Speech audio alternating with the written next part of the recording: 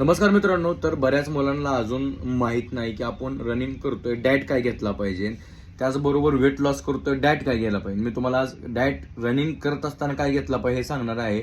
तुम्हाला तर सगळ्यात प्रथम म्हणजे जे काय सर्व कडधान्य आहेत ते घेणं गरजेचं आहे. भिजवून मोड आलेले कडधान्य, डाळी असतात ते पण त्याबरोबर तुम्ही खाल्ल्या तरी चालेल.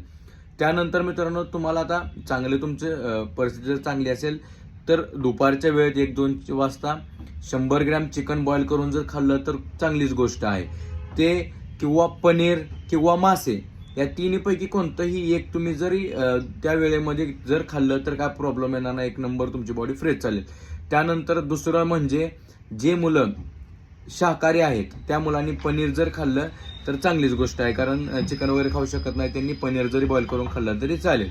त्यानंतर मित्रांनो, आपला संध्याकाळी झोपताना 1 ग्लास दूध पिणं गरजेचं आहे किंवा ज्यूस पिणं गरजेचं आहे किंवा संत्रा, मोसंबी कुठलाही एक ज्यूस तुम्ही नक्कीच प्या, थंडाई प्या. तुमची बॉडी एकदम कूल चालेल. आणि रोज प्रॅक्टिसला जाण्या अगोदर 1 खजूर, 4 ते 5 बदाम खाऊन जर गेला तर तुमची एनर्जी टिकून राहील वर्कआउटमध्ये.